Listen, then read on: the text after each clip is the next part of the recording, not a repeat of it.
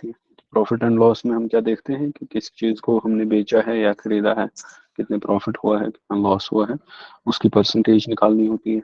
Generally percentage पे ही आता है। ठीक है, तो कितने परसेंटेज प्रॉफिट हुआ है, कितने परसेंटेज लॉस हुआ है। तो सबसे पहले हम इन टर्म्स को डिफाइन करेंगे। सबसे पहले इसमें सेलिंग प्राइस एक टर्म है, या पहले हम कॉस्ट प्राइस, सीपी, ये वो प्राइस है जिसपे हमने किसी आर्टिकल को, किसी गुड को परचेज किया है। तो परचेज वैल्यू जो है ऑफ अ गुड, उसको हम कॉस्ट प्राइस कहते हैं। और हमें वो बेचनी है, तो जो हम बेचने का प्राइस, जिस प्राइस पे हम वो बेचेंगे, उसको सेलिंग प्राइस कहा जाता है। ठीक है, कॉस्ट प्राइस और सेलिंग प्राइस इसके बेसिस पे या तो हम प्रॉफिट में होंगे या लॉस में होंगे। सेलिंग प्राइस है सेल वैल्यू का, वैल्यू ऑफ सेल जो है, या जो उतने बेचने का जो हमने वैल्यू लिया, उसको हम सेलिंग प्राइस कहते हैं। अगर selling price greater than cost price है, तो हम कहेंगे हम प्रॉफिट में हैं। अगर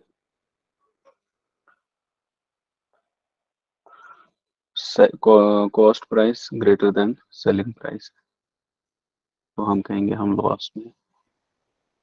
ठीक है, तो ये तो एक तो पता होनी चाहिए सेलिंग प्राइस, जिस पे हम चीज बेच रहे हैं।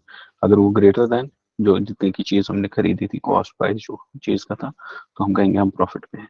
अगर कॉस्ट प्राइस ज्यादा है और सेलिंग प्राइस कम है, तो हम कहेंगे हम लॉस में हैं। ठीक है, तो जो प्रॉफिट है, प्रॉफिट किसके बराबर होगा फिर? Selling price minus cost price. और यहाँ पे उल्टा होगा, cost price minus selling price, उतना हमारा लॉस होगा। इसके अलावा इसकी परसेंटेज होती है, प्रॉफिट परसेंटेज। प्रॉफिट परसेंटेज होता है profit divided by selling price, sorry, cost price into 100। ठीक है, अब प्रॉफिट किसके बराबर है? Selling price minus cost price divided by cost price into 100। ठीक है, तो इससे हमारा प्रॉफिट परसेंटेज निकलेगा, selling price minus cost price divided by cost price into 100। ये हमारा प्रॉफिट परसेंटेज है। ठीक है, इसी तरह से लॉस का परसेंटेज,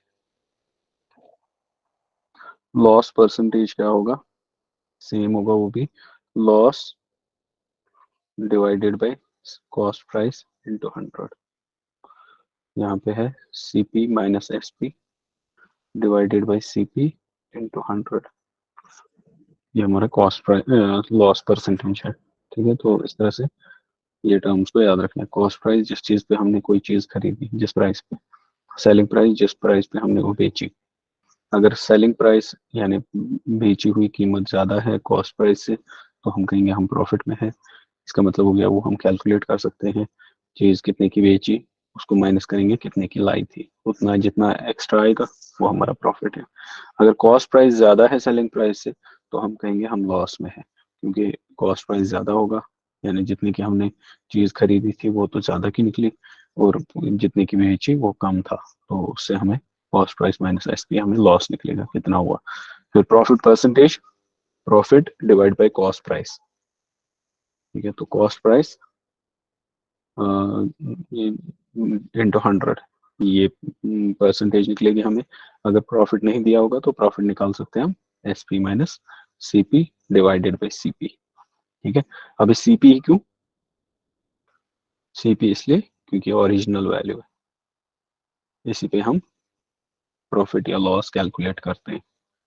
ठीक है, तो ओरिजिनल वैल्यू जो है वो सी पी है, क्योंकि सबसे पहली ट्रांजैक्शन जो होती है वो कॉस्ट बेयर करते हैं हम किसी चीज के खरीदने में।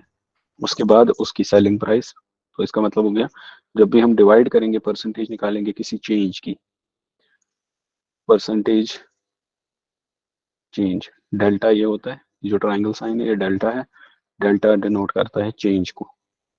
तो अगर हम किसी चीज में भी चेंज की परसेंटेज देखना चाहते हैं तो हमें न्यू वैल्यू, ठीक है, या जितनी चेंज आई है, change divided by original value,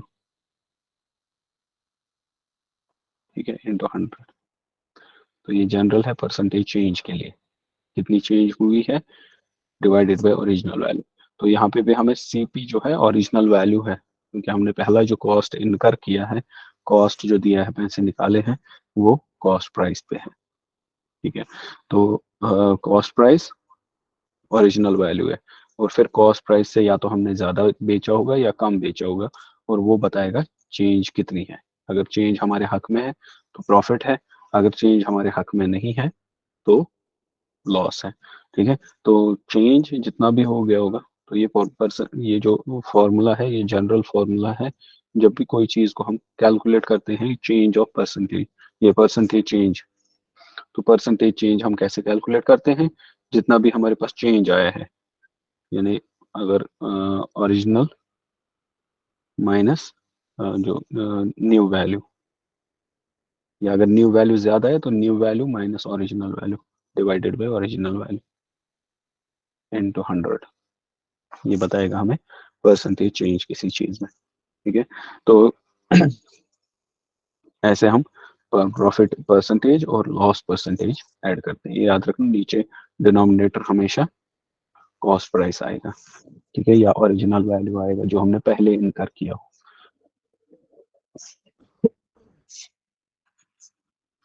तो इतनी चीजें इसमें याद रखनी है, ठीक है। इसके अलावा अगर हमें कॉस्ट प्राइस दिया है, तो कॉस्ट प्राइस हमेशा याद रखना है, जब परसेंटेज चेंज हम निकालते हैं, कॉस्ट प्राइस को हम 100% रखते हैं, 100% मान के चलते हैं, ठीक है। जैसे एक क्वेश्चन में आया कि कोई गाड़ी खरीदी मैंने, और फिर मैंने वो 20% प्रॉफिट पे बेची, ठीक है। इसी तरह से वही गाड़ी मैंने दूसरी बार खरीदी, इस बार मैंने वो 20% लॉस पे बेची, ठीक है। तो टोटल वैल्यू अगर 200 है तो आपको इनिशियल वैल्यू बताना है।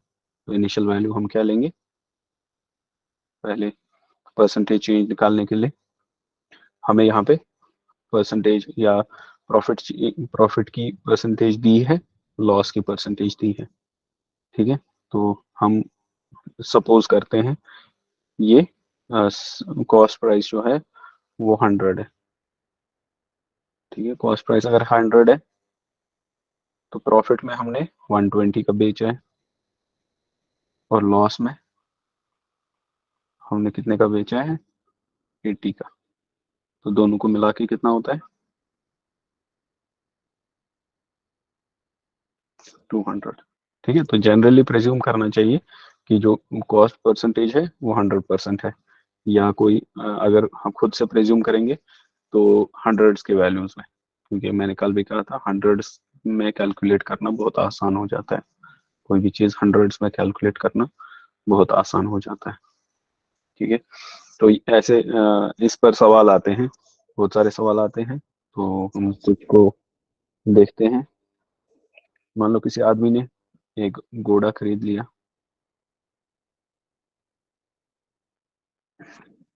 ठीक है, हॉर्स खरीद लिया 800 रुपये में,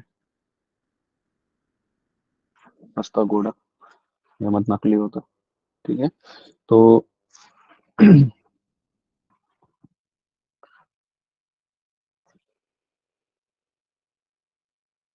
ठीक, तो अगर इसने ये बेचा, पहले सिंपल क्वेश्चन, अगर इसने बेचा ये मान लो 900 का, इसको कितना प्रॉफिट हुआ, ठीक है। तो प्रॉफिट कितना हुआ, जैसे परसेंटेज चेंज निकालते हैं हम, 900 माइनस 800 डिवाइडेड बाई 800 इंटू 100, ठीक है। तो ये कितना होगा, 100 divided by 800 into 100, zero zero cancel, 8 one ज़ा 8, 8 वन ज़ा, इसी तरह से 2 यहाँ जाएगा, 8 टू ज़ा 16.5, ये इसकी परसेंटेज होगी। तो इसकी प्रॉफिट परसेंटेज कितनी होगी? 12.5।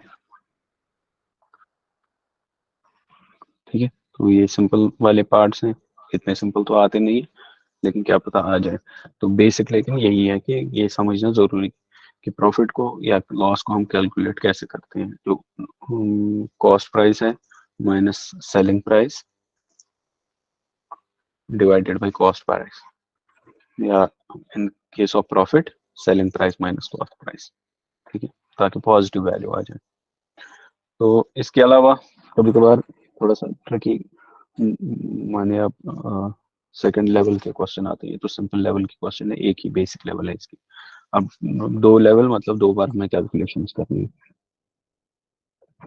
तो मान लो कोई किसी ने अपना फोन बेचा, फोन 1950 का, 1950 का किसी ने अपना फोन बेचा, और इसकी वजह से इसको लॉस हुआ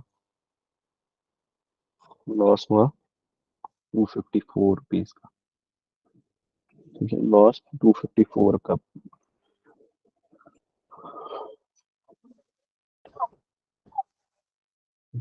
तो फोन बेचने पर इस 1950 का इसको लॉस हुआ 254 रुपीज का। ठीक है, और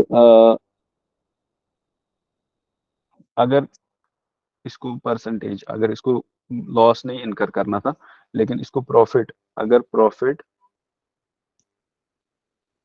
इसको 30% होता, तो ये किस प्राइस पर बेचती, या इसको किस प्राइस पे बेचना था, तो ताकि ये 30% का प्रॉफिट हासिल कर सके। ठीक है, तो ये दो क्वेश्चन एक साथ है। तो पहला ये सिंपल एक क्वेश्चन है, फिर उस क्वेश्चन के आंसर के साथ ये क्वेश्चन है। ठीक है, तो इसको पहले वन बाय वन। पहले फोन इसने खरीदा 1950 का, इसको लॉस कितना हुआ? 254। तो हम देखेंगे पहले लॉस किसके बराबर होता है? Selling cost price minus selling price. ठीक है, तो लॉस कितना है? 254, वो किसके बराबर है? Cost price CP minus 254, sorry 1950। ठीक है, तो यहाँ से हमें सीपी निकलेगा। सीपी कितना होगा? 254 प्लस 1950। ठीक है, वो गया 2204। ठीक है, तो ये इसका कॉस्ट प्राइस है। कॉस्ट प्राइस पे अगर इसको 30% प्रॉफिट हासिल करना है, तो हमें देखना है प्रॉफिट परसेंटेज किसके बराबर होती है। प्रॉफिट परसेंटेज बराबर होती है selling price minus cost price divided by cost price into 100। ठीक है, तो कॉस्ट प्राइस हमने निकाला, तो हम क्या करेंगे? प्रॉफिट परसेंटेज हमें दिया गया है 30 होना चाहिए, तो सेलिंग प्राइस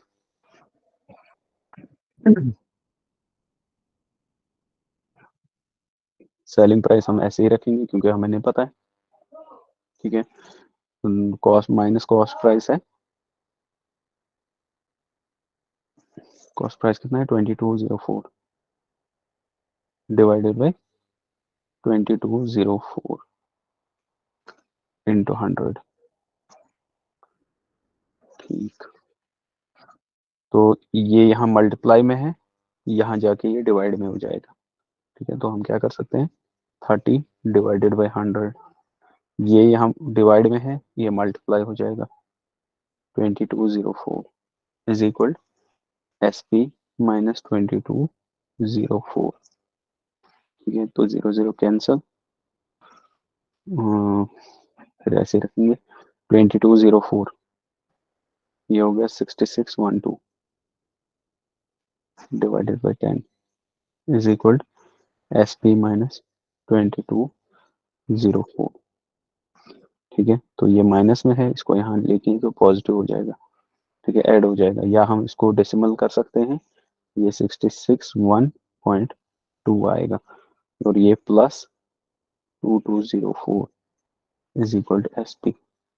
तो सेल प्राइस कितना होना है, सेलिंग प्राइस कितना होना चाहिए, 22 को ये ऐड करना है, तो कितना होगा 2200 प्लस ये होगा 2865। तो इतने का इसको ये बेचना है ताकि इसको प्रॉफिट हो, 0.2, 30% प्रॉफिट हो। ठीक है, तो ये दो क्वेश्चन हमें मिला के आए थे। तो पहले हमने क्या किया, फोन इसने, या कोई भी चीज, इसने किया है काम कि इतने का बेचा है, इतना बेचने के बाद इसको इतना लॉस हुआ, इतने पैसों का। तो हमें पता है लॉस किसके बराबर होता है, लॉस बराबर होता है cost selling price. Cost price हमें पता नहीं है, सेलिंग प्राइस हमें पता है। तो 254 बराबर है कॉस्ट प्राइस माइनस 1950। इसका मतलब हो गया कॉस्ट प्राइस बराबर होगा 254, क्योंकि इतना नुकसान हुआ है, तो 1950 प्लस 254 यानी 2204 इसका कॉस्ट प्राइस था। ठीक है, इतने पे इसने ये चीज खरीदी थी, फिर बेची 1950 की। अब इसके बीच एक और सवाल आ सकता है कि फिर इसको लॉस की परसेंटेज कितनी होगी। ठीक है, तो लॉस की परसेंटेज हम यहाँ पे नहीं निकाल सकते, हमें यहाँ इसको कैलकुलेट करना है, क्योंकि परसेंटेज लॉस में, loss percentage cost price,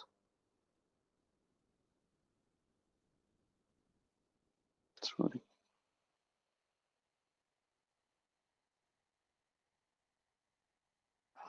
cost price minus selling price divided by cost price into 100।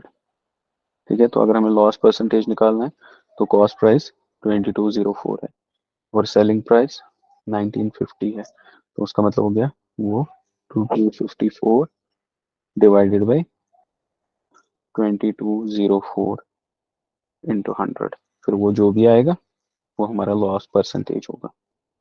ठीक है, तो लॉस पर, यहाँ पे हमने प्रॉफिट निकाला, सॉरी लॉस निकाल के है, सेलिंग प्राइस, फोन का एसपी भी देखे है, तो हम यहाँ से इस फॉर्मूला से, लॉस की फॉर्मूला से कॉस्ट प्राइस निकाल सकते हैं। कॉस्ट प्राइस हमने निकाला 2204।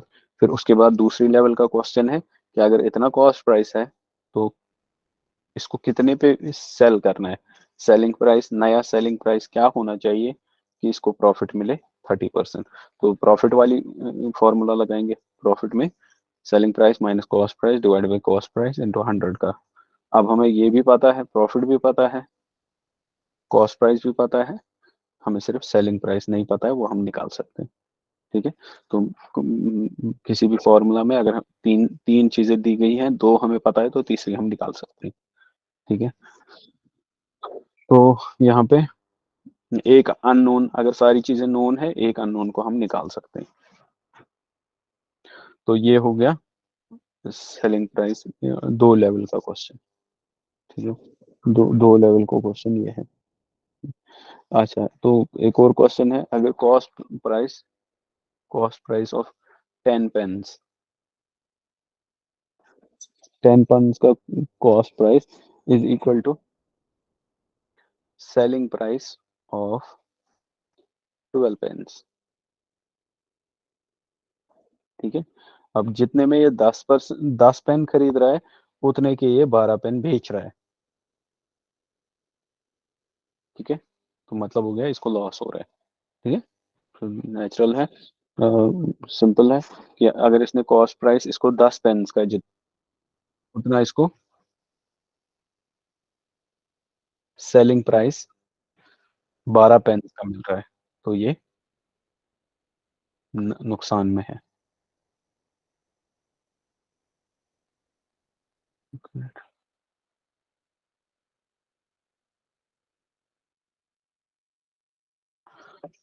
तो हम कह रहे थे कि cost price of 10 pens selling price of 12 pens के बराबर है। ठीक है, तो इसमें लॉस है, पहला क्वेश्चन हो सकता है इसमें लॉस है या गेन है, लॉस है या प्रॉफिट है या गेन है।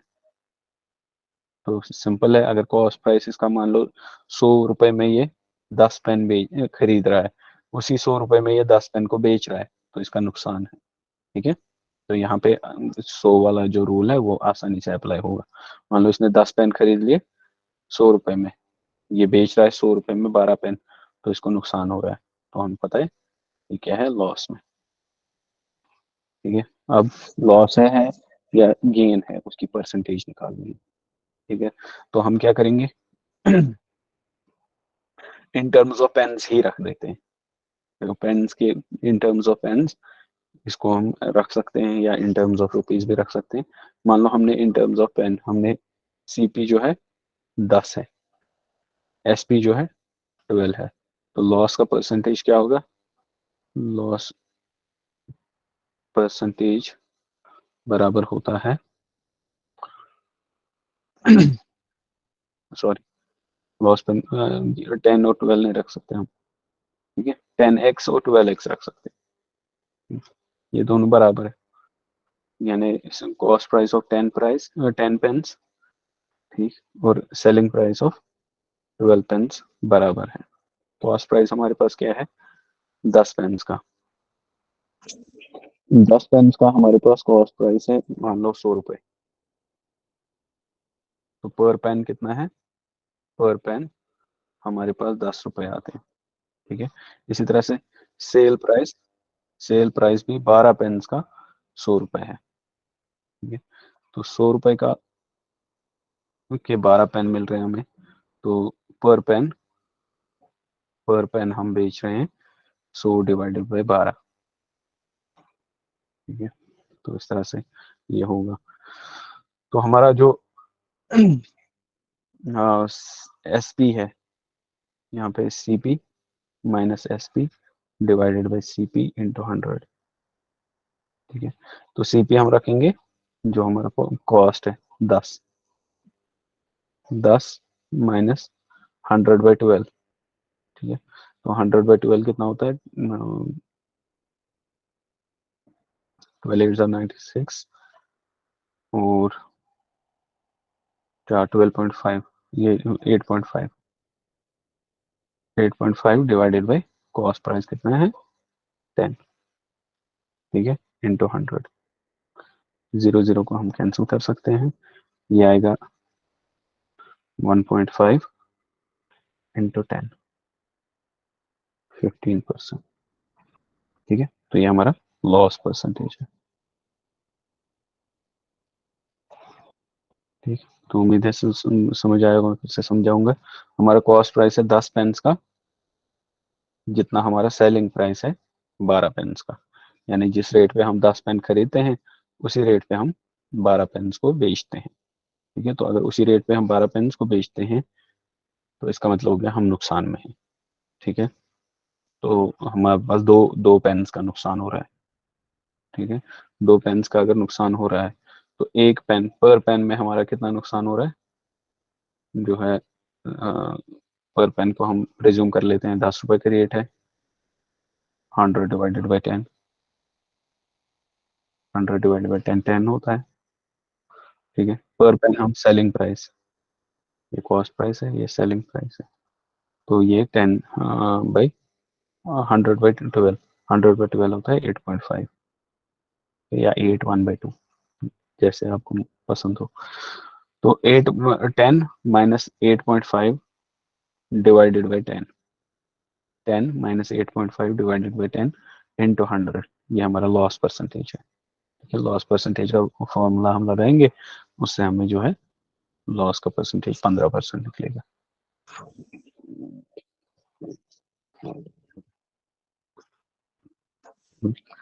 अगर आपको डेसिमल्स पसंद नहीं है, ठीक है, तो आपको क्या करना है, मैंने 100 प्रेज्यूम किया। ठीक है, आपको 10 और 12 का कोई एलसीएम प्रेज्यूम करना है, कोई भी मल्टीपल, एलसीएम जरूरी नहीं है, मल्टीपल कोई भी, 10 और 12 का मल्टीपल। ठीक है, 10 और 12 का मल्टीपल 120 है। ठीक है, तो पर पेन कितना आएगा, अगर हमने 120 का बेचा है, सॉरी 120 का के 10 पेन खरीदे हैं, ठीक है, तो एक पेन 12 रुपए का है। हमने कितने का बेचा है? 10 रुपए का। ठीक है, तो ऐसे भी कैलकुलेट कर सकते हैं, लेकिन जनरली 100 का आसान हो जाता है और डेसिमल से उतना डरना नहीं चाहिए। इसी तरह से मीटर्स में हमारे पास एक प्रॉब्लम है कि किसी बंदे ने 50 मीटर किसी कपड़े को बेचा है, ठीक है, 50 मीटर, और उसकी वजह से इसको 15 मीटर का गेन हुआ है, 15 मीटर का प्रॉफिट हुआ है, ठीक है, तो 50 बेचकर इसने उसमें से 15 का गेन किया, ठीक है, तो मतलब हो गया 50 के इसने बेचे हैं, लेकिन पैसे मिले हैं इसको 65 के, ठीक है, तो सिंपल है, फाइंड द गेन परसेंटेज। तो गेन परसेंटेज कितना होगा? गेन इसको 15 हुआ है, ठीक है, तो 15 अगर इसको गेन हुआ है, तो इसका मतलब हो गया गेन बराबर होगा, गेन किसके बराबर है? Selling price minus cost price. Gain और प्रॉफिट सेम है, ठीक है। अब सेलिंग प्राइस हम इन टर्म्स ऑफ क्लॉथ ही देख रहे हैं, तो गेन इसका होगा, गेन इसका 15 है, तो इसके बदले में हम गेन के बदले में 15 रख सकते हैं। सेल सेल किया है इसने, कॉस्ट इसने इनकर किया है 50 मीटर्स का, तो सेलिंग प्राइस इसका होगा -50, SP -50, तो इसको इससे हम SP निकाल सकते हैं, वो है 65, ठीक है, तो सेलिंग प्राइस कितना था? 65, लेकिन कॉस्ट प्राइस कितना था? 50, ठीक है, तो इन टर्म्स ऑफ क्लॉथ्स, जरूरी नहीं है पैसों में कन्वर्ट करना, ऐसे भी कर सकते हैं हम। तो गेन बराबर होता है जितना सेल की सेल, या प्राइस भी नहीं रखेंगे हम, गेन बराबर होता है सेल माइनस कॉस्ट, ठीक है, तो सेल प्राइस इसकी है, से सेल इसने किए हैं 65, ठीक है, तो उसमें से कॉस्ट सिर्फ इसने 50 का दिया है, ठीक है, तो हमें बताना है, हमें क्या बताना है, इसका गेन परसेंटेज कितना है। तो गेन परसेंटेज या प्रॉफिट परसेंटेज बराबर है SP minus CP divided by CP into 100।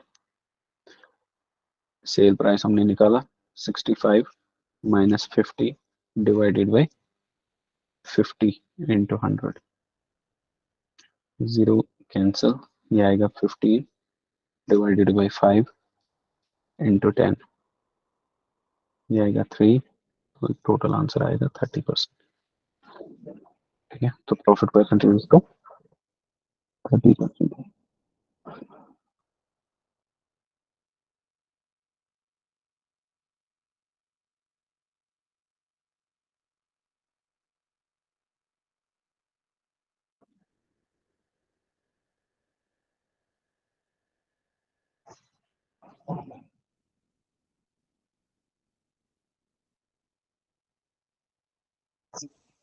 अच्छा, इसके अलावा तो ये तो हो गया सेलिंग प्राइस, कॉस्ट प्राइस, ठीक है, सेलिंग प्राइस के अलावा ऐसी कोई प्रॉब्लम?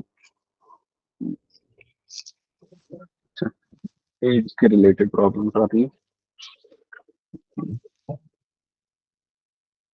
नहीं, पहले, ठीक है, हाँ, इसमें एरर्स हो जाते हैं, ठीक है, कभी कभार क्या होता है कि ये बताता है कि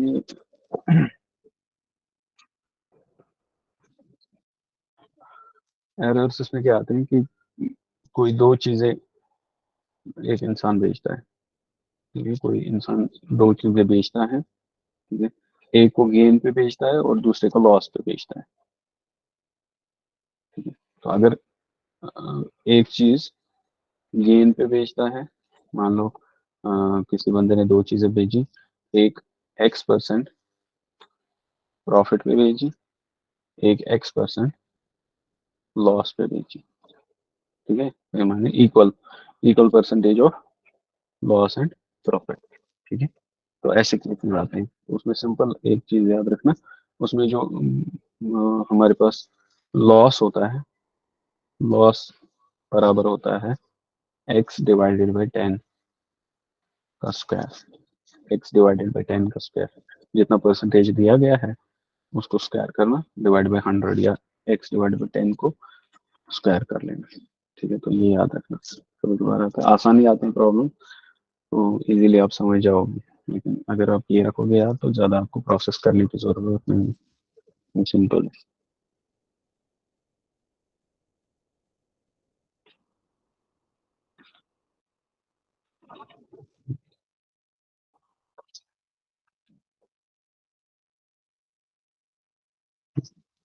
किसी इंसान ने मान लो कोई चीज़ बेची है, कोई गुड बेचा है 170 रुपीज़ में, और इसको लॉस हो गया, लॉस परसेंटेज 15%, ठीक है। तो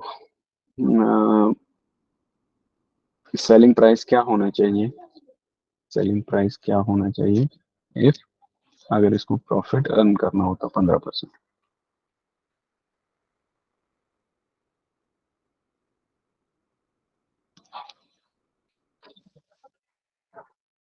ठीक है।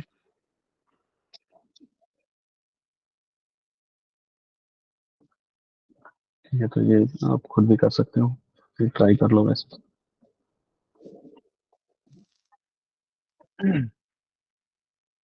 ये पहले जैसा है, जैसे हमने पहले किया, पहले लॉस निकालना है, फिर उससे हमें कॉस्ट प्राइस सेलिंग प्राइस निकलेगा, ठीक है। अच्छा, दूसरा,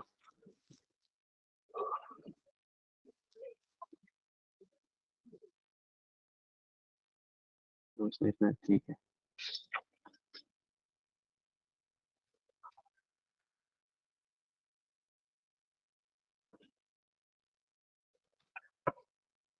डिस्काउंट, डिस्काउंट भी ऐसा ही है, परसेंटेज के रिलेटेड है। डिस्काउंट में कॉस्ट प्राइस, सेलिंग प्राइस और प्रॉफिट गेन परसेंटेज सेम है, नहीं, वही लॉजिक आता है उसमें भी। अब डिस्काउंट क्या है, डिस्काउंट होता है रिडक्शन, यानी कोई जो हमने सेलिंग प्राइस है उसको कम किया है, सेलिंग प्राइस में कमी आने को डिस्काउंट कहते हैं, जो इंटेंशनल, अगर इंटेंशनल ना हो तो लॉस कहेंगे, ठीक है। तो अब हमने डिस्काउंट दिया है जी, तो मान लो कोई घड़ी है, वॉच, ये हम 50 रुपए की खरीद रहे हैं, ठीक है। तो हमने एडवर्टाइज किया कि हम इसको 12% डिस्काउंट है, ठीक है। तो इसका सेलिंग प्राइस जो हमने रखा था वो हमने 50 रुपीज रखा था, लेकिन अब हम 12% डिस्काउंट दे रहे हैं, तो हमें बताना है कि सेलिंग ये जो है किस चीज़ पे हम इसको, या हमने कॉस्ट प्राइस जो है, कॉस्ट प्राइस 50 है इसका, लेकिन हम 12% डिस्काउंट दे रहे हैं, तो हमें बताइए सेलिंग प्राइस कितना है, ठीक है। तो सेम है ये, सेलिंग प्राइस में कभी मार्क्ड प्राइस भी होता है, यानी जितना लिखा होगा कीमत उसकी परसेंटेज, तो वो कॉस्ट परसेंटेज भी मान लो, सिंपलिसिटी के लिए कभी कभार मार्केट प्राइस भी हो सकता है। तो सेलिंग प्राइस किसके बराबर होगा,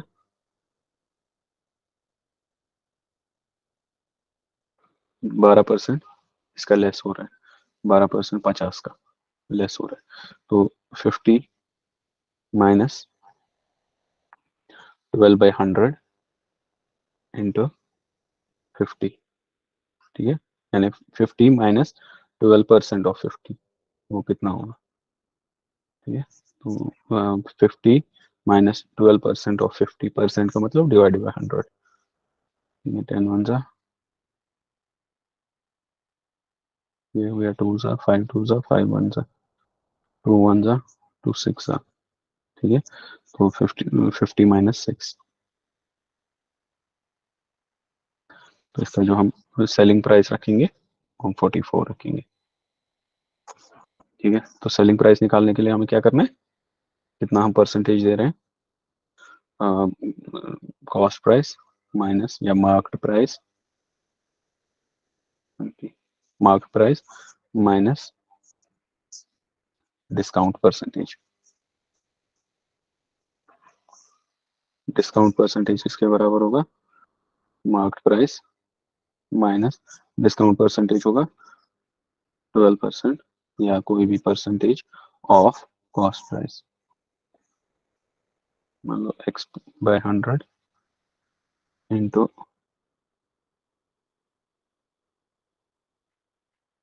मार्क प्राइस। तो वहां से जो आंसर आएगा वो हमारा आंसर होगा, ठीक है। जैसे मान लो अगर हमने कोई चीज 45 रुपीज की खरीदी है और हम इसको 38 की बेच रहे हैं, ठीक है। तो हम डिस्काउंट कितना दे रहे हैं, इसमें परसेंटेज पता नहीं। डिस्काउंट डिस्काउंट परसेंटेज क्या है,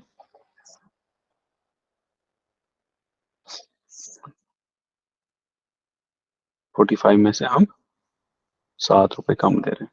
तो हम बता रहे हैं 7 रुपए 45 में से कितना परसेंट होता है, 7/45 इंटू 100,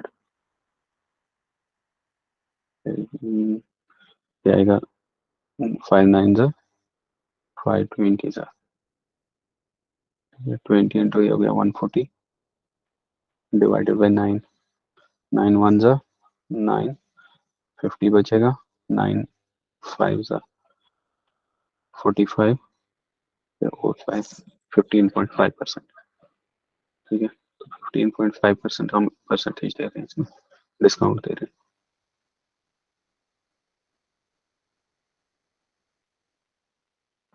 ठीक है।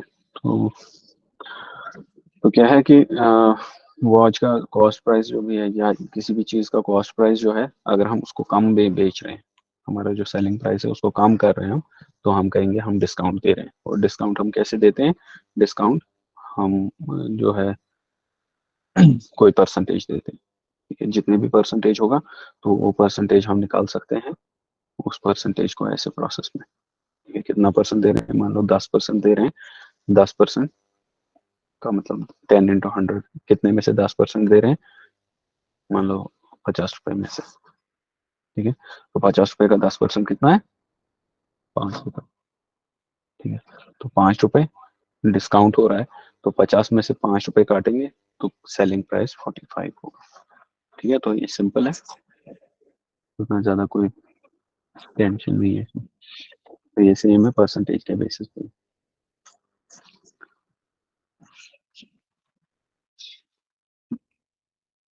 इंटरेस्ट,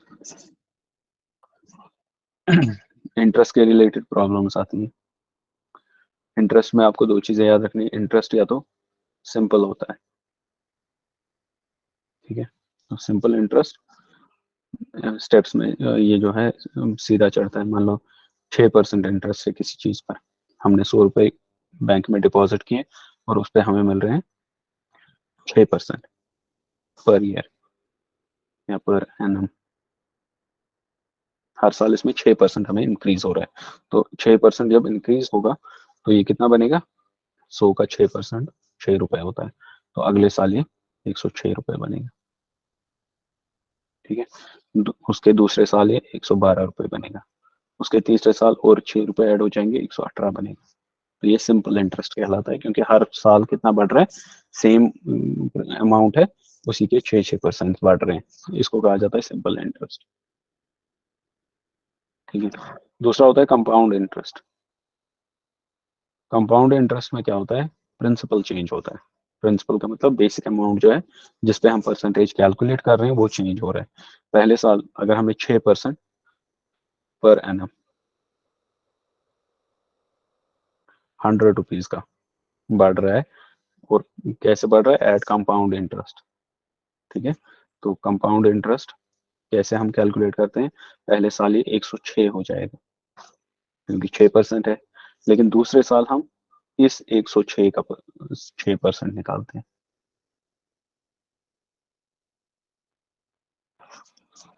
ठीक है, इसी तरह से वो बनेगा ऑलमोस्ट 112.5 मान लो। तीसरे साल हम इस 112% के 6% ऐड करेंगे। चौथे साल जितना भी 120 आएगा ऑलमोस्ट, तो उस 120 के 6% इंक्रीज करेंगे। तो यहाँ पे क्या होता है? कंपाउंडिंग होती है, यानी प्रिंसिपल चेंज होता है। सिंपल इंटरेस्ट में प्रिंसिपल सेम रहता है।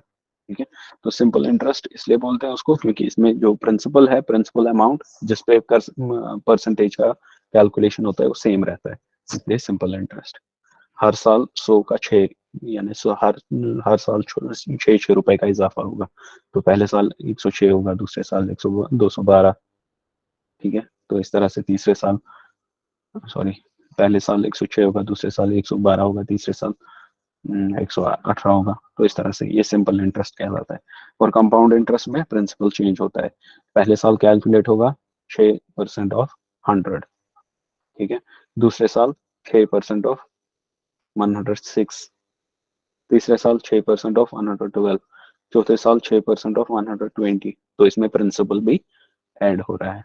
ठीक है, तो इसको हम कंपाउंडिंग भी कहते हैं, जहाँ पे एडिशन होता है, नया नया कंपाउंडिंग इफेक्ट। तो कंपाउंड इंटरेस्ट जो है और सिंपल इंटरेस्ट, इसके रिलेटेड दो फॉर्मूलाज आपको याद रखनी है। सबसे पहले इसमें क्या होता है? प्रिंसिपल। प्रिंसिपल हम कहते हैं ओरिजिनल अमाउंट को, ओरिजिनल अमाउंट जिससे हमारा इंटरेस्ट कैलकुलेट होता है, या तो हमने डिपॉजिट किए हैं या हमने विड्रॉ किए हैं। तो अगर हमने लोन लिया है तो प्रिंसिपल होगा जितना लोन हमने लिया है। और अगर हम बैंक में रख रहे हैं, डिपॉजिट रख रहे हैं, तो डिपॉजिट है कि कितना डिपॉजिट हम दे रहे हैं। तो यूजुअली जो है बैंकिंग, अगर आपने पढ़ा होगा तो बैंकिंग की दो एक्टिविटीज होती हैं, बोरोइंग और लैंडिंग। बोरोइंग का मतलब ये पैसे लेते हैं, और लैंडिंग का मतलब ये वही पैसा फिर बाकी लोगों को देते हैं। ठीक है, तो ये दो इसके फंक्शंस हैं। और बोरोइंग पे ये परसेंटेज, हायर परसेंटेज लेते हैं। ठीक है, यानी किसी को लोन दिया तो उसको कहेंगे हर साल तुम्हें 12% इसमें ऐड करना है, 12% तुम्हें देना पड़ेगा। लेकिन जब ये, सॉरी, बोरो जब करेंगे, बोरो का मतलब लोगों से डिपॉजिट मांगेंगे, तो उसको लो परसेंटेज देंगे। और जब लैंड करेंगे, यानी किसी को लोन देंगे, तो उसको हायर परसेंटेज मांगेंगे। यूजुअली ये 6 और ये 12 होता है। ठीक है, और इसमें से ये 6% एडिशनल है, ये बैंक की इनकम होती है, जिससे वो अपने खर्चे, एम्प्लॉयज के खर्चे, अपना प्रॉफिट ड्राइव करता है। तो बैंक एक तो बोरोइंग करता है, जिसका मतलब हो गया लोगों से पैसा लेता है, और वो पैसा फिर लोगों को वापस देता है एज लोन। ठीक है, तो बहुत ही इजी है, लेकिन वो ना कि हैरान कौन प्रोसेस है कि ये बैंक पैसे कैसे बनाता है। बैंकिंग जिसने पढ़ा होगा, बहुत इंटरेस्टिंग टॉपिक है। तो प्रिंसिपल ओरिजिनल अमाउंट को कहते हैं जिसमें हम कैलकुलेशन ऑफ प्रॉफिट करते हैं, ये सॉरी, कैलकुलेशन ऑफ इंटरेस्ट करते हैं। दूसरा रेट। रेट क्या है? Rate of interest, interest per year, per year या पर मंथ, जैसे भी हम कैलकुलेट कर रहे होंगे। एनम। तीसरा टाइम।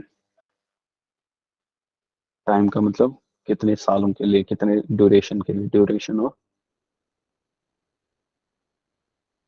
ऑफ कैलकुलेशन, यानी कितने साल के लिए हमें, या कितने महीने के लिए हमें टैक्स, ये इंटरेस्ट देखना है कितना हो जाएगा। ठीक है, तो ये सारी चीजें आपको याद रखनी है। ठीक है, और एस आई, ये सिंपल इंटरेस्ट है। और सी आई को रखेंगे कंपाउंड इंटरेस्ट। ठीक है,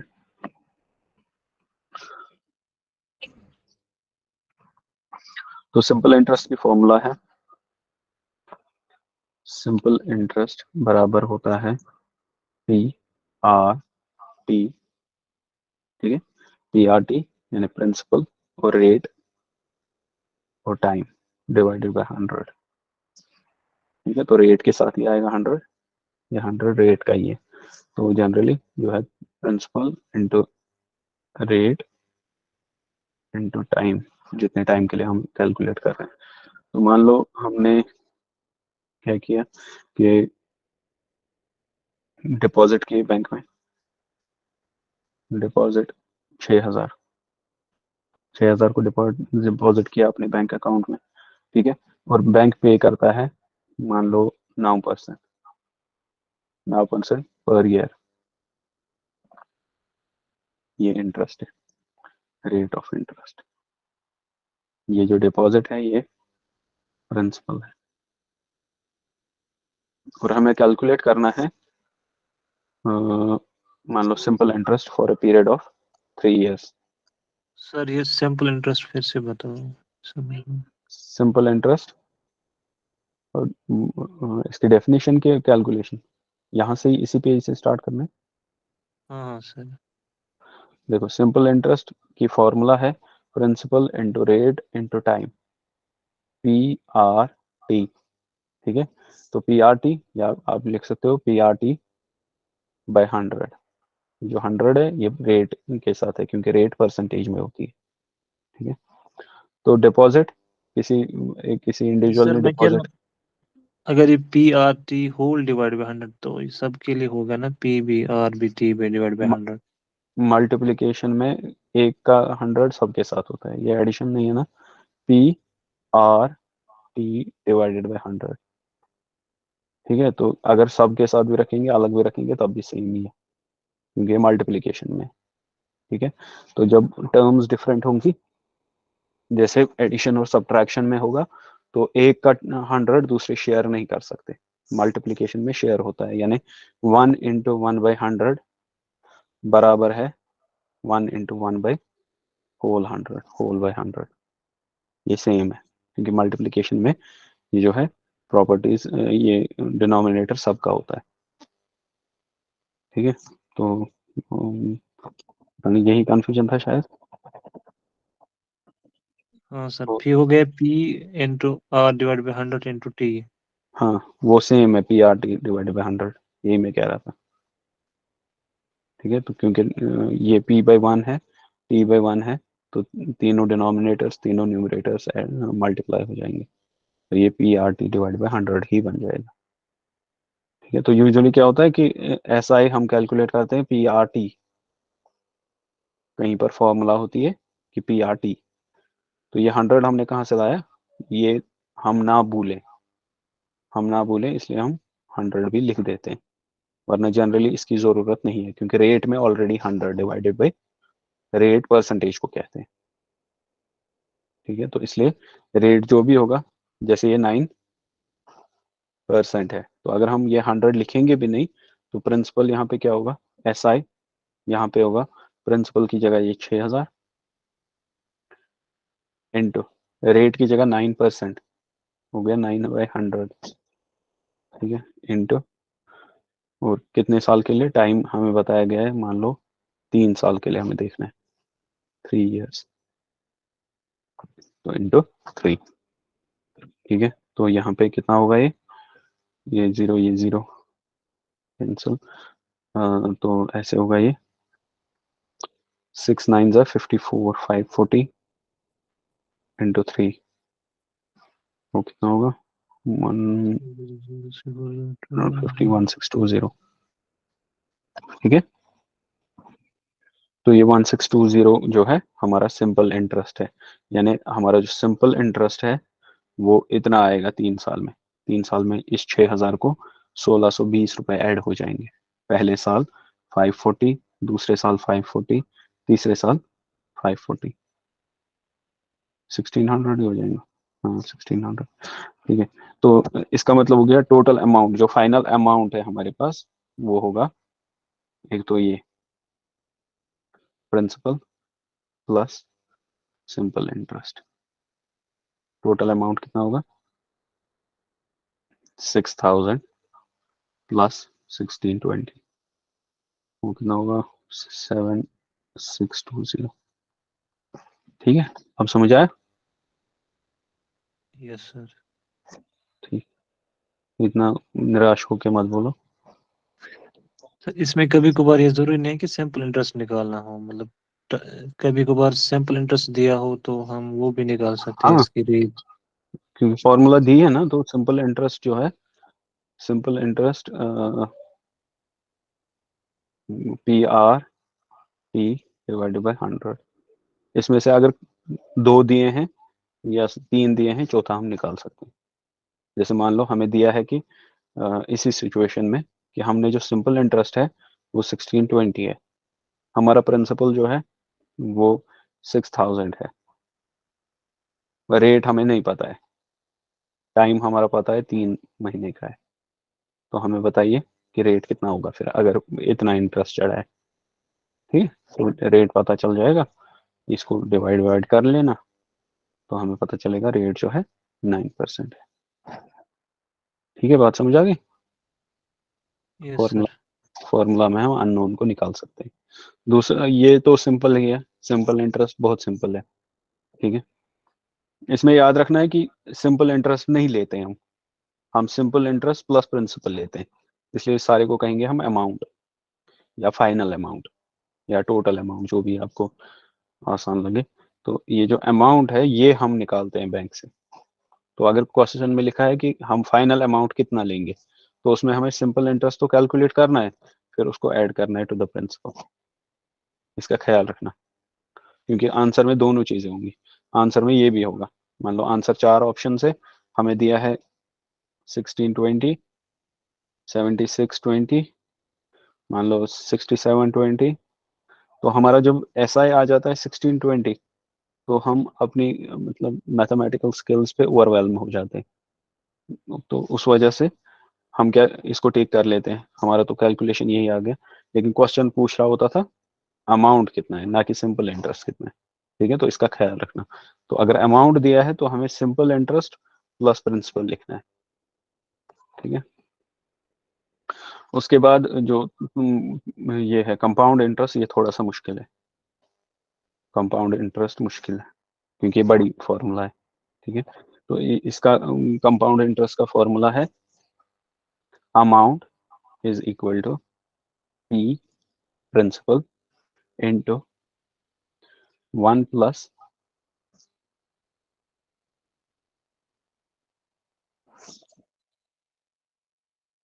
R/N whole divided by 100 raised power NT। ठीक है, तो ये थोड़ा सा जो फॉर्मूला है ये थोड़ी सी मुश्किल है। ठीक है, अब यूजुअली क्या करता हूँ मैं मुझे ये याद नहीं रहती है, मैं सीधा फ्रैंकली बताऊँ आपको, मुझे बिल्कुल याद नहीं रहती। तो मैं क्या करता हूँ, अगर उन्होंने बताया है 3 साल 4 साल, तो मैं 4 साल को स्टेप्स में सिंपल इंटरेस्ट निकालता हूँ। ठीक है, मान लो जैसे ऐसे ही 6000 वाला, 6000 में हमें पहले साल कितना आया इंटरेस्ट, सेवन, टोटल अमाउंट आया 7620। ठीक है, तो हमें बताया 3 साल के लिए कंपाउंड इंटरेस्ट देखो, तो दूसरे साल जो अमाउंट बनाऊंगा मैं, वो मैं 7620 बनाऊंगा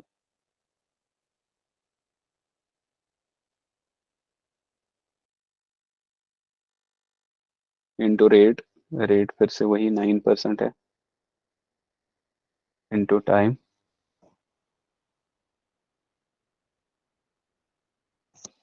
ठीक है, यहाँ पे थोड़ा सा ट्रिकी है, हमने यहाँ पे 3 साल के लिए निकाला। ठीक है, हमने 1 साल का निकाला था 540 आएगा इंटरेस्ट, सिंपल इंटरेस्ट। ठीक है, तो पहले साल जो हमारा प्रिंसिपल बनेगा, पहले साल में तो 6000 होगा, लेकिन दूसरे साल में वो 6540 बनेगा, क्योंकि एक ही साल का हमें कंपाउंड करना है। ठीक है, तो फिर इंटू 1 डिवाइडेड बाय 100, दूसरे साल जो प्रॉफिट आएगा वो आएगा, ये जीरो कैंसिल, 9 इंटू 4, 9 4 जा 36, 9 5s are 45, 48, 9 6 are 54, 58 divided by 10, ये आएगा 588.6। दूसरे साल में ये इंटरेस्ट बढ़ेगा इसको, तो तीसरे साल का अमाउंट प्रिंसिपल जो होगा, प्रिंसिपल बनेगा 6540 प्लस 588। ठीक है, तो ये थोड़ा सा लेंथी प्रोसेस है, लेकिन ये इस वजह से क्योंकि मुझे ये फॉर्मूला याद नहीं रहती है। ठीक है, और ये थोड़ा सा कंफ्यूजिंग है, कहीं पर एक फॉर्मूला दी है, जनरली इसमें डिफरेंट जगहों पे, डिफरेंट लोकेशन सोर्सेज में डिफरेंट ये जो है फॉर्मूला दी गई है। ठीक है, अच्छा पहले फॉर्मूला पर आते हैं। ये जो ए है ये अमाउंट है, जैसे हमने ऑलरेडी पढ़ा। पी प्रिंसिपल है, 1 तो 1 ही है, प्लस ये रेट है। ये एन क्या है, हम कितनी बार एक साल में कितनी ड्यूरेशन में काउंट कर रहे हैं।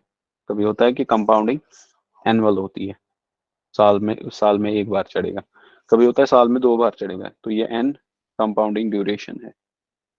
ठीक है, अगर कंपाउंडिंग एक साल में 2 बार हो रही है तो एन के बदले में 2 आएगा, तो इसको कंपाउंडिंग पर ईयर कह सकते हैं। अगर साल में 4 बार हो रही है तो ये 4 आएगा। ठीक है, तो ये एन भी यही है, ये जो ऊपर एन है ये भी यही है, और टाइम है, टोटल टाइम कितने ड्यूरेशन के लिए हमने लोन लिया है या डिपॉजिट किया है।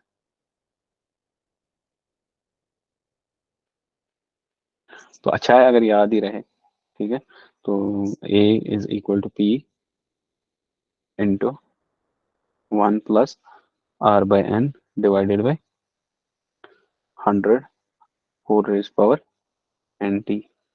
ठीक है, पी प्रिंसिपल है, आर रेट है, एन है साल में कितनी बार कंपाउंडिंग हो रही है। अगर 6 महीने के बाद कंपाउंडिंग हो रही है तो 2 लिखेंगे, अगर 3 महीने के बाद कंपाउंडिंग हो रही है तो 4 लिखेंगे, यानी साल में कितनी बार।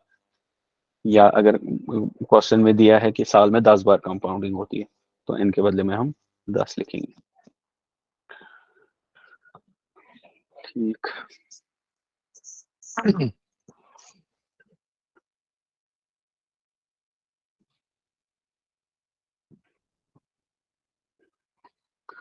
अच्छा एक है इसमें इजी के लिए, यूजुअली को क्वेश्चन आता है कि हमने कोई पैसा भरा कंपाउंड इंटरेस्ट में, उसको डबल कब हो जाएगा, कितने साल में इसको डबल हो जाएगा। तो उसमें एक ट्रिक है जिसको कहा जाता है रूल ऑफ 72।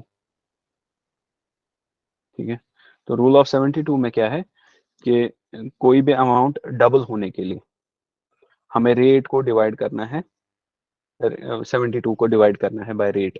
यानी अगर हमारा 6% कंपाउंड इंटरेस्ट है तो हमें बताना है कि एक अमाउंट कितने साल में डबल हो जाएगा, तो हम क्या करेंगे 72/6, कितना हो गया 12। तो कंपाउंडिंग इंटरेस्ट में अगर 6% इंटरेस्ट है तो हमारा जो पैसा डबल हो जाएगा 12 साल में हो जाएगा। इसी तरह से अगर मान लो 10% है, या 10 तो डिवाइड नहीं हो जाएगा, 12%, 12% हमारा कंपाउंड इंटरेस्ट है, तो पैसे डबल हो जाएंगे 72/12 ईयर्स में, 6 साल में। ठीक है, इसी तरह से मान लो 3% है तो 72 डिवाइडेड बाई 3, इसको रूल ऑफ 72 कहते हैं, और आसान है याद रखना, और क्वेश्चन कभी ना कभी आ ही जाता है ये कितने साल में डबल होगा। तो ये हो गया यहाँ पे 70, सॉरी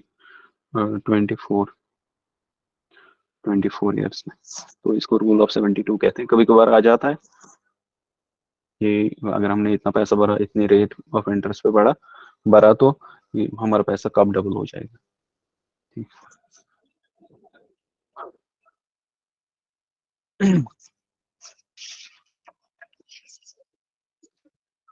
क्वेश्चन क्वेश्चन क्वेश्चन, अच्छा देख लो क्वेश्चन ये करते हैं। सिंपल इंटरेस्ट हमारा किसी भी कोई अमाउंट है हमारे पास, प्रिंसिपल है, उस पर हमारा सिंपल इंटरेस्ट जो है 2 साल के लिए 150 रुपये आ रहा है।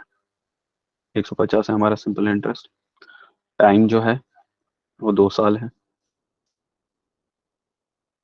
ठीक। तो एक तो हमें ये दिया है, और दूसरा साथ में हमें दिया है कि इसी रेट पे, रेट नहीं दी है, ठीक है, उसी रेट पे हमारा जो कंपाउंड इंटरेस्ट है, सेम अमाउंट पर, सेम प्रिंसिपल पर, ठीक है, सेम प्रिंसिपल पर जो हमारा कंपाउंड इंटरेस्ट है वो है 155।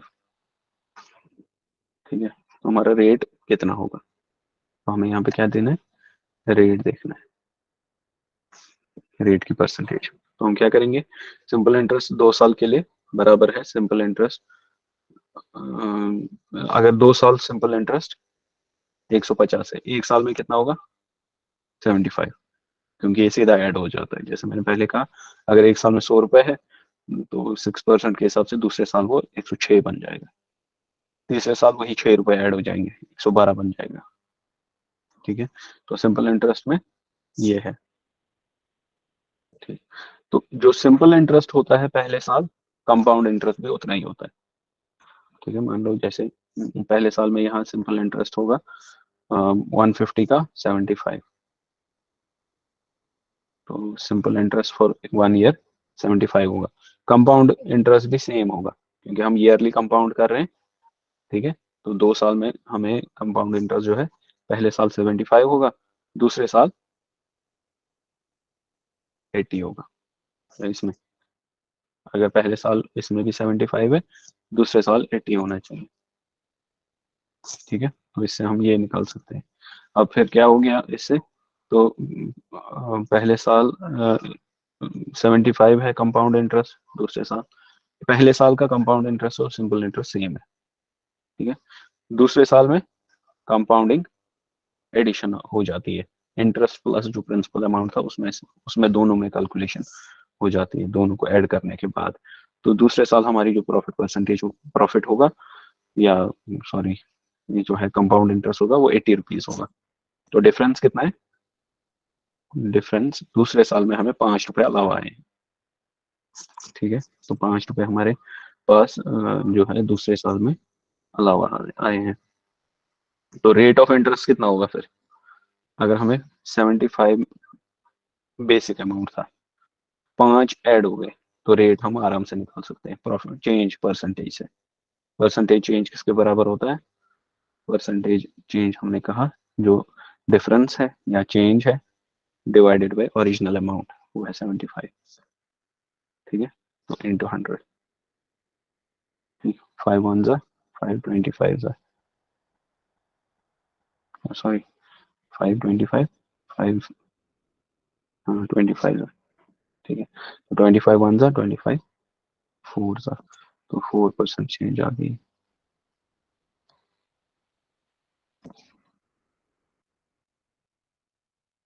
25 नहीं, सॉरी 15, थोड़ा चेंज हो गया इसमें, मैथ नहीं करते। तो हमारा जो चेंज है वो 5 है divided by 75 into 100।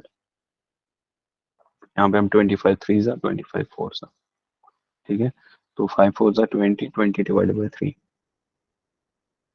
20 divided by 3 वो किसके बराबर होगा, 6.6। ये परसेंटेज होगी फिर, जो कंपाउंडिंग की परसेंटेज होगी कंपाउंड इंटरेस्ट की, वो 6.6 होगी।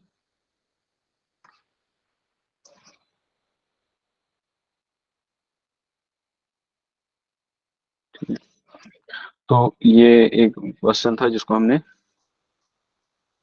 ये कंपाउंड इंटरेस्ट का क्वेश्चन नहीं है, ये परसेंटेज प्रॉफिट का ये कंसेप्ट है। ठीक है, तो ये सारा जो डिटेल्स दी गई है ये कंफ्यूजन के लिए। ठीक है, तो जनरली ये क्वेश्चन इसका नहीं है, ये दोनों का है, इंटरेस्ट का भी। तो इंटरेस्ट जब हमें पता होगी कि सिंपल इंटरेस्ट पहले साल में दोनों का सेम ही होता है, कंपाउंड इंटरेस्ट हो या सिंपल इंटरेस्ट हो, पहले साल में दोनों सेम ही होता है। पहले साल जो ऐड हो जाएगा, तो कंपाउंडिंग में दूसरे साल वो ऐड करके प्रिंसिपल को उसके बाद परसेंटेज ऐड हो जाएगी, ठीक है। लेकिन सिंपल इंटरेस्ट में परसेंटेज प्रिंसिपल को ऐड नहीं होती है, ठीक है। तो प्रिंसिपल अगर 100 है, वो 100 ही रहेगा दूसरे साल भी, ठीक है। उसी का 6% 9% ऐड हो जाएगा, ठीक है।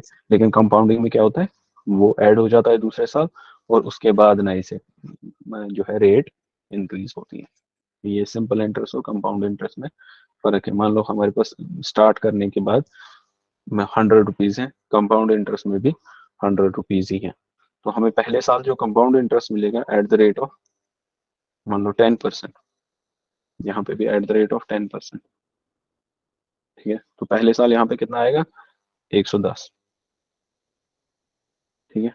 दूसरे साल 120, यानी इसी का 10%, 100 का 10% ऐड होता जाएगा। तीसरे साल 130, चौथे साल 140, पांचवें साल 150। अब 5 सालों के लिए अगर कंपाउंड इंटरेस्ट रखेंगे तो देखो कंपाउंड में क्या होगा, पहले साल तो 110 ही आएगा, क्योंकि 10% इंक्रीज हो जाएगा।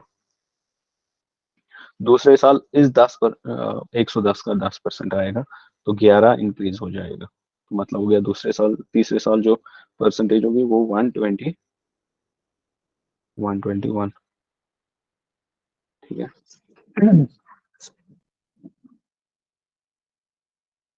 120 का 110 का 10% ऐड हो जाएगा, फिर 121 का 10% ऐड हो जाएगा, ठीक है। तो 12 रुपए और ऐड हो जाएंगे, तो ये आएगा 133 पॉइंट कुछ होंगे, ठीक है।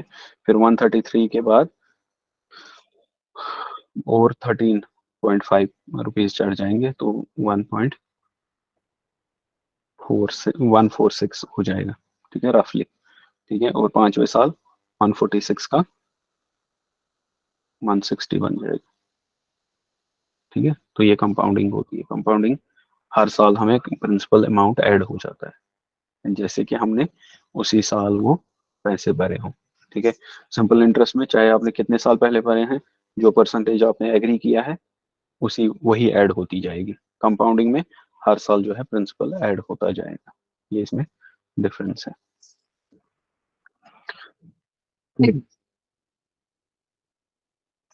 ठीक, हमें एक क्वेश्चन जो सिंपल इंटरेस्ट पे है, सिंपल इंटरेस्ट बराबर है PRT डिवाइडेड बाय 100, ठीक है। हमें बताया गया है कि अमाउंट हमारे पास जो प्रिंसिपल है वो 450 है, सिंपल इंटरेस्ट हमारे पास 81 है, ठीक है। और रेट जो है हमारे पास 4.5%। तो हमें बताना है कितना टाइम में ये 450 को 81 रुपीज ऐड हो जाएंगे, यानी सिंपल इंटरेस्ट हम इतना कितने साल में कैलकुलेट ये अचीव कर सकते हैं। तो यहाँ पे हम सीधा सिंपल इंटरेस्ट की फॉर्मूला में डालेंगे। सिंपल इंटरेस्ट 81 है, प्रिंसिपल 450 है, रेट 4.5 है, और टाइम हमें नहीं पता है। टाइम को हम ऐसे रखेंगे, को डिवाइड बाय 100, ठीक है। तो ये जो 100 है इसको हम यहाँ ले सकते हैं, या पहले 0 0 कैंसिल कर सकते हैं, ठीक है। तो 81 810 बराबर होगा 45 इंटू 4.5, ठीक है। या 45 इंटू 45/10, 4.5 45/10 होता है। तो 45 इंटू 4 पॉइंट जो भी आएगा, अच्छा कर लेते हैं। 45 45 इंटू 5 452 टू 5 4 45 इंटू 4 180, और 22 ऐड हो जाएंगे तो 2025, यानी 202.5 इंटू टी, ठीक है। तो ये मल्टीप्लीकेशन में ये डिवाइड हो जाएगा, तो time is equal 810 divide by 202, तो ये ऑलमोस्ट 4 साल में ऐड हो जाएगी, ठीक है। तो ऐसे हम जो है फॉर्मूला को अप्लाई करेंगे। अगर हमें अननोन वेरिएबल कोई है तो वह हम उसमें से निकाल सकते हैं, ठीक है। तो ये सिंपल इंटरेस्ट है। कंपाउंड इंटरेस्ट थोड़ा सा मुश्किल है, ठीक है। तो कंपाउंड इंटरेस्ट के लिए फॉर्मूला आपको याद रखनी है कि जो अमाउंट है वो बराबर होता है प्रिंसिपल इंटू 1 प्लस 1 माइनस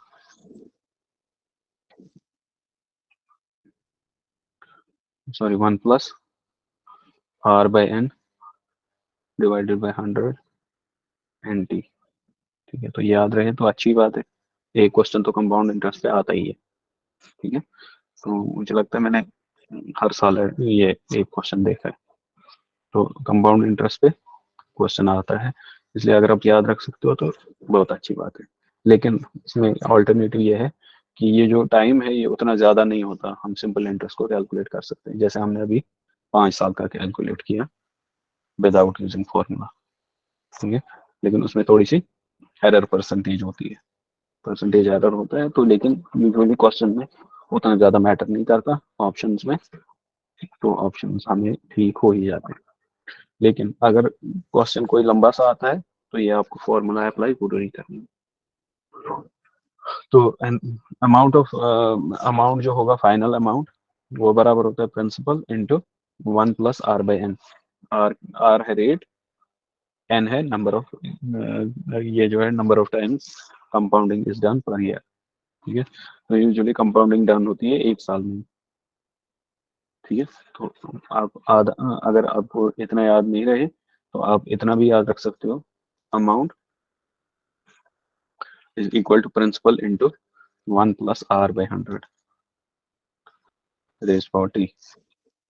ठीक है, जनरली ये जो है अक्सर जगहों पे ये फॉर्मूला दी गई होती है।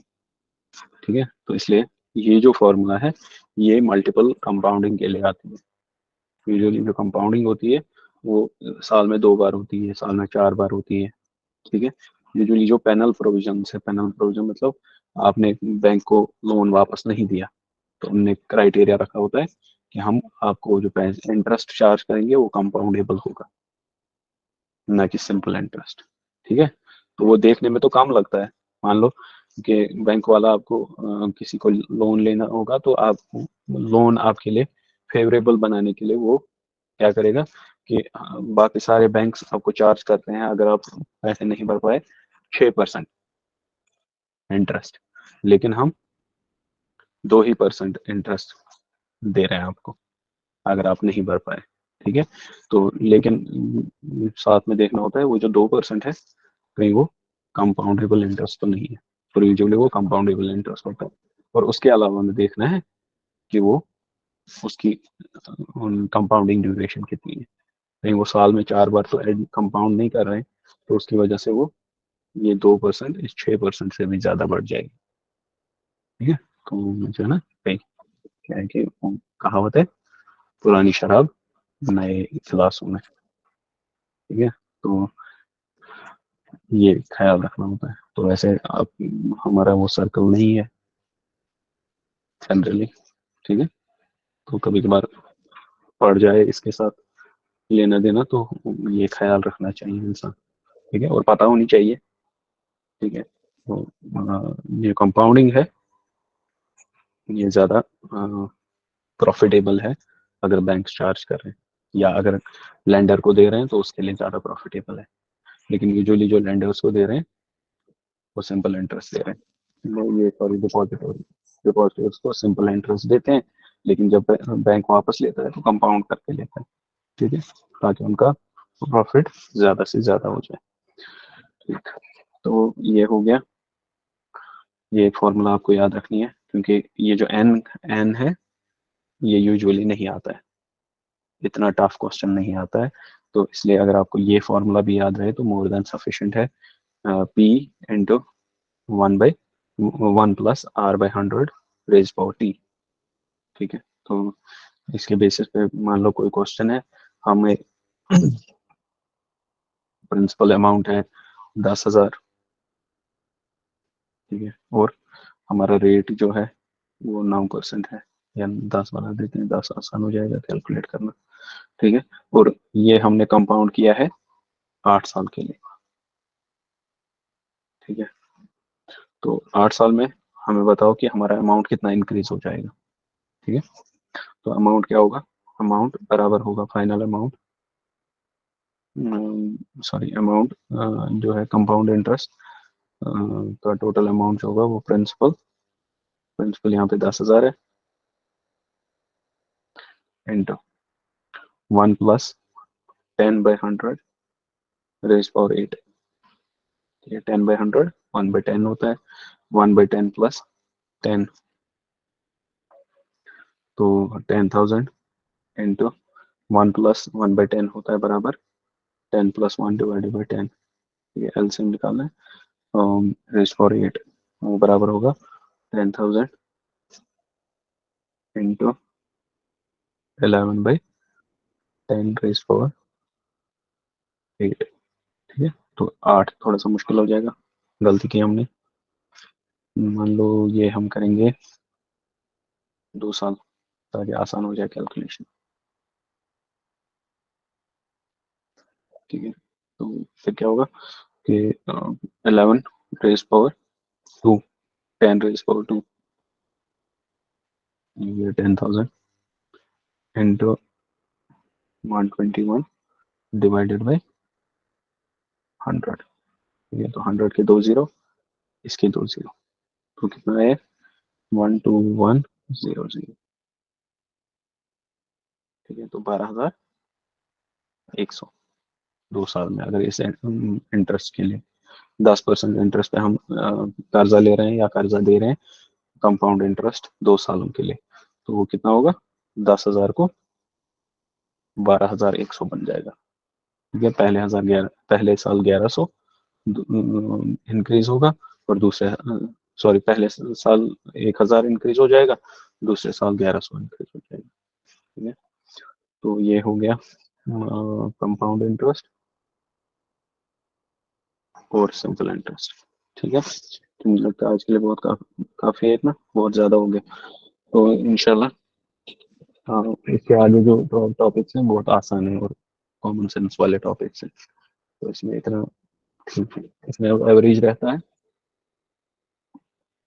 एवरेज बस, एवरेज भी जो प्योरली मैथमेटिकल है, एवरेज है, टाइम डिस्टेंस है, अभी वर्क है, तो लेकिन वो इससे आसान है, ठीक। इसमें मुझे लगता है इतना काफी है।